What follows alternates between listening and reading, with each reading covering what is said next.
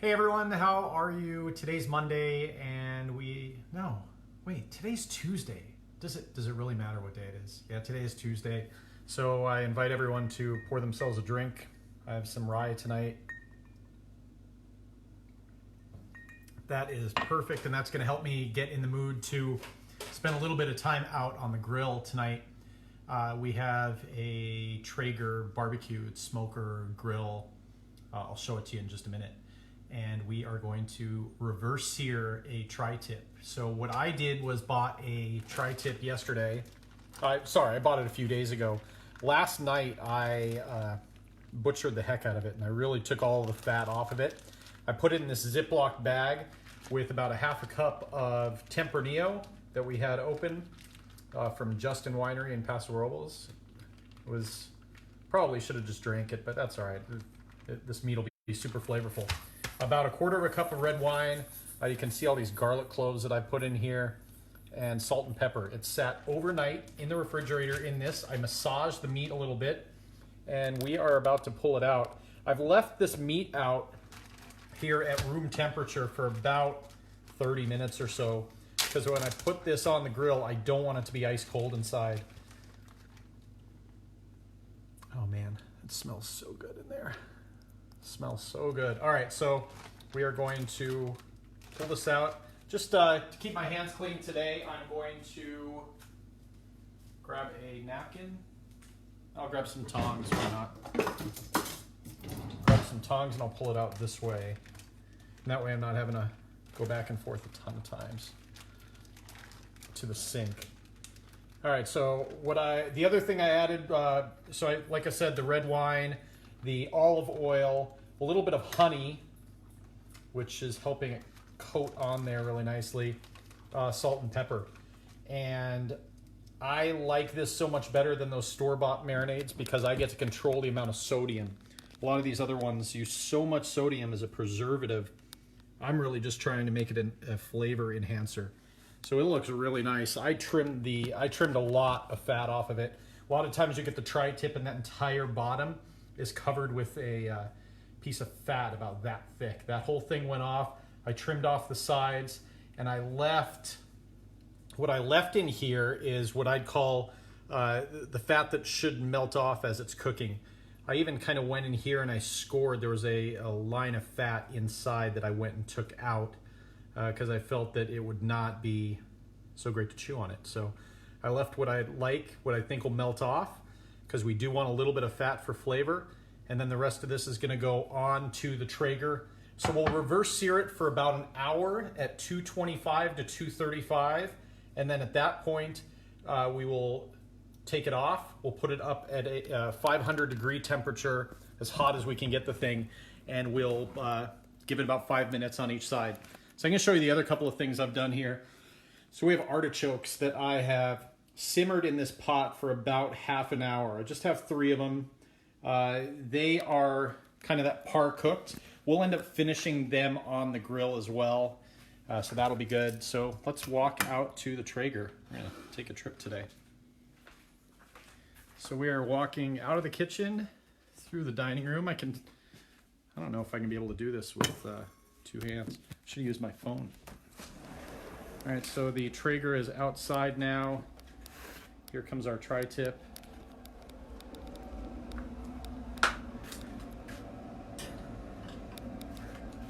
So here we are. Here's my nice Traeger. It's sitting at, let's see, 238, 239. That's fine for what we're doing. So the sear may just happen a little quicker. That's the nice thing about taking it out and having it at room temperature, is it's not going to be nearly as hard to get the full cook on it. All right, so here's our tri-tip. You can actually hear the wood pellets being fed through. If you don't have a Traeger or anything like this, you can have a similar cooking method just by having your barbecue on low. And if you have a 3-burner barbecue, an especially good method is to have the barbecue burners on the outsides on low, and don't have any direct heat on this guy. So it's gonna sit in here. I'm gonna close it up so I don't lose too much heat. And we're gonna walk back in Here's Buddy. Hi, Buddy. You can also see I have a ton of beer and wine from the restaurant. So if anyone's local in San Diego and they want to grab some really cool craft beer, they're welcome to do it. I'll be right back. I'm going to go close the door.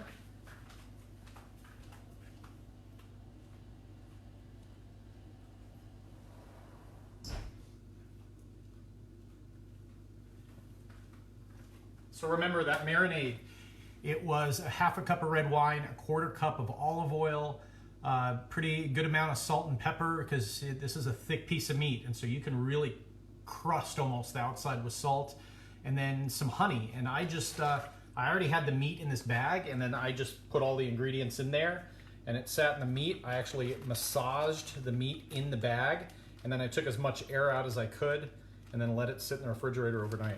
Super easy way to do it and not messy. So my hands are super nice. I am going to discard the marinade now. Kind of sad to see it go. I'm going to pull the artichokes out because I think they are cooked. I'm going to get another set of tongs here.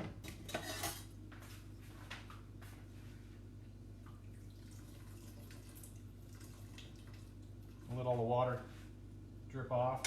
So these artichokes, I salted the water pretty heavily, and I let them simmer in the water for about half an hour. So what we're basically doing is finishing it on the grill. I'll probably put some olive oil, a good amount of it on there, and try and get some char marks. I'll cut it in half as well, and then try and get some of that choke, or all of the choke if I can, out of it, because it'll be a lot easier to eat. So the artichokes are right here. They will just sit off to the side. They can actually cool down just a little bit. I'm going to say it's going to be probably almost 45 minutes or so before we put those back on or do anything with them. So they're just going to hang out. I'm going to go back and... Man, that's a good rye tonight. Very happy with it. So we're going to do some roasted potatoes and onions, I think, and we'll do some mushrooms. Why not? So let me bring you back over. So in the sink, I have kind of the smaller potatoes that were in one of these 10-pound bags. I'm going to leave the peels on, and I'm going to rinse them off with water and then really get into it and scrub them well. So I'm going to let you watch from afar. I'll put you down back over here, and I'll wash these off, and I'll be right back. So I'm really trying to do is get any of the dirt off of the potatoes.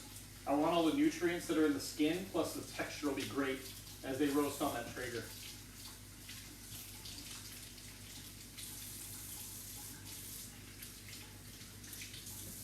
So because of the size of the potatoes, I went with about 5 or 6 of them, and maybe a little bit extra, but these are like the best thing to have with eggs in the morning, if you can find it.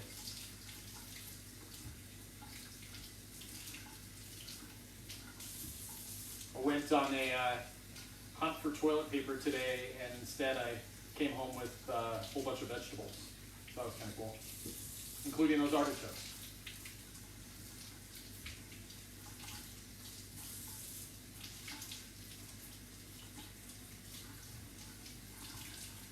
All right, you can use a brush too to get this done. I like using my fingers personally, but to each their own. So here, these will come back over to the cutting board, and I will bring you back around, bring you down. And I'll show you what we'll do. I'll grab my knife, and off we go.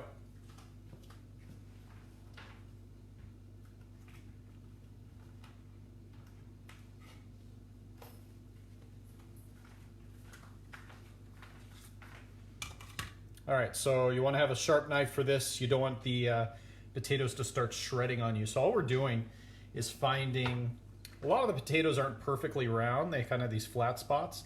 So what I want to do is kind of get to that flat spot and have 2 equal halves. They'll both be a little less in height. a little bit wider. So happy with that. Go down the middle of each.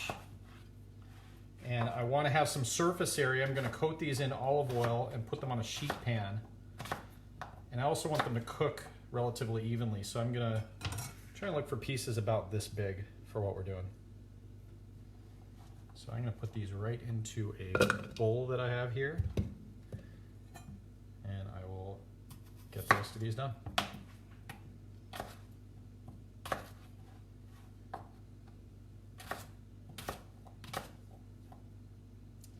The other things I'm going to add to this, I already have a bunch of garlic on the meat, so I'm probably not going to go garlic with the potatoes. I'm going to keep it super simple and just go olive oil, salt, and pepper.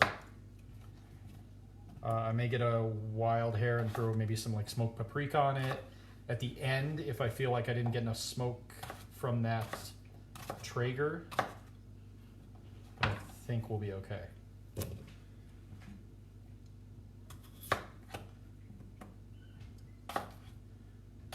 The other good part about tonight's dinner is today was a warmer day here in San Diego. It was about 75 and all of the inside cooking is done. I just simmered those artichokes for the half an hour and now everything inside can be off. And so when we're not having to run the air conditioner or anything like that.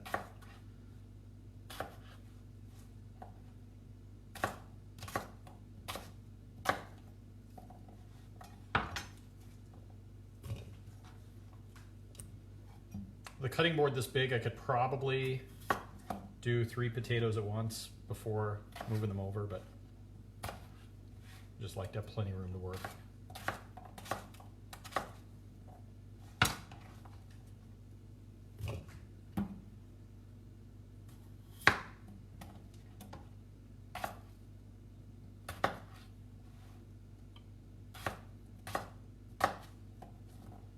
So there's our potatoes. Looks like I have 2 more pieces here.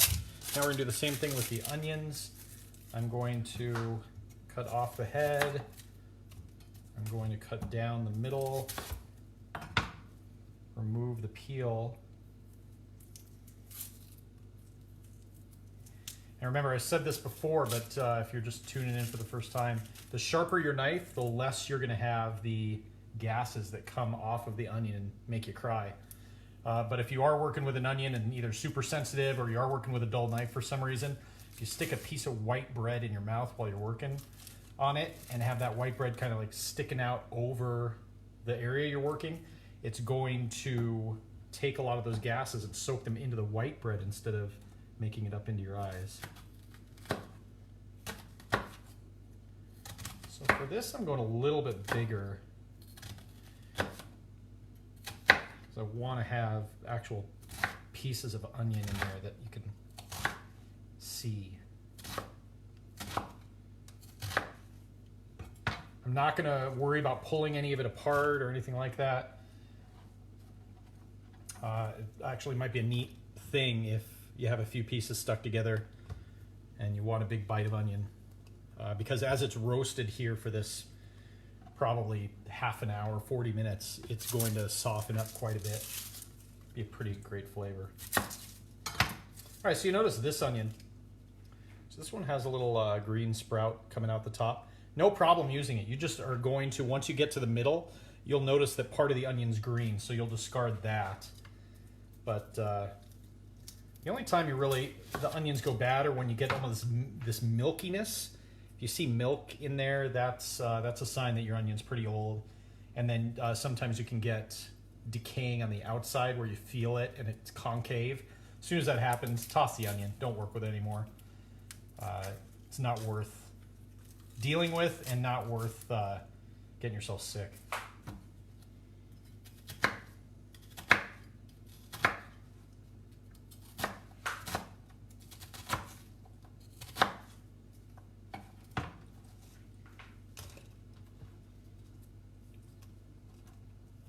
So working on the last little half here.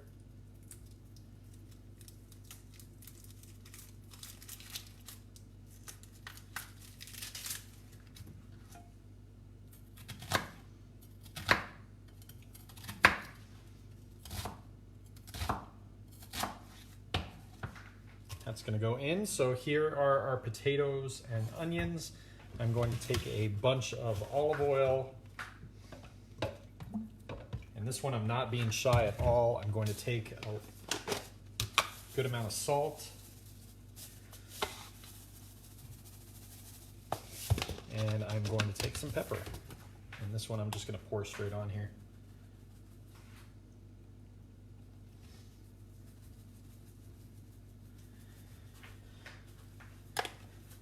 So here's what it looks like. We are going to now either use, you can use a spoon to mix it. You can put a lid on this thing and shake it. For this, I'm going to use a wooden spoon. I really like using wooden spoons for everything.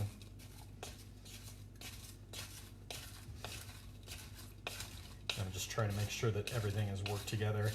You can see in the method I'm using, I just actually turn the bowl as I'm stirring. And then the last thing I'll do is go down to the bottom and make sure I'm not missing anything. But you can see that I put a pretty good amount of oil on this. I want every little bit of any surface area of either onion or potato coated with olive oil, because it's going to form kind of a crust, and we're going to get, at the end, especially when we sear that meat, we're going to get kind of a little crunch on the outside, and then it should be nice and soft and pillowy on the inside. So that's where we are. I'm going to get a baking sheet. For this kind of baking sheet, you don't want the ones with the flat edge. You want to make sure that you have an edge all the way around. I'm going to dump this right out onto the sheet. I'm also going to scrape out any of the remaining olive oil and drizzle it on there.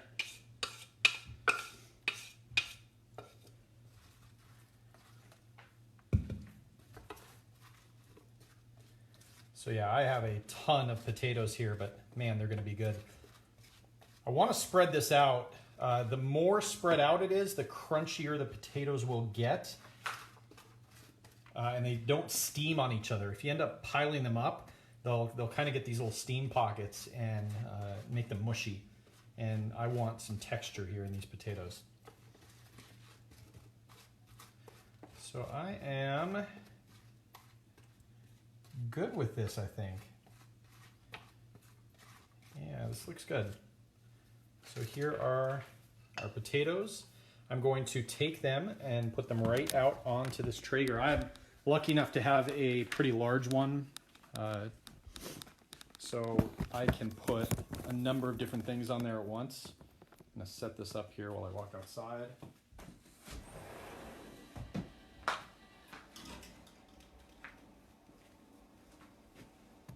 And here we go. So we'll head out to the Traeger. Potatoes are here. The meat really probably hasn't done much of anything. You can see all the smoke coming off. And I'm going to set this directly in here next to the meat. So I just dropped about 10 degrees or so, a little bit more. We have some sodas and waters and lemonades. We have, holy cow, we have so much stuff from this restaurant. It's ridiculous. All right, so that is there. The artichokes are here and cooling. We're gonna get them down probably to almost room temperature before we put them back on the Traeger. The potatoes are in. It's only at 225, so those potatoes are gonna take a while. And the meat is gonna be on for another 40 minutes or so. So now it's just hang out, have a drink, relax, try not to watch too much news, and we'll see you back here in 40 minutes.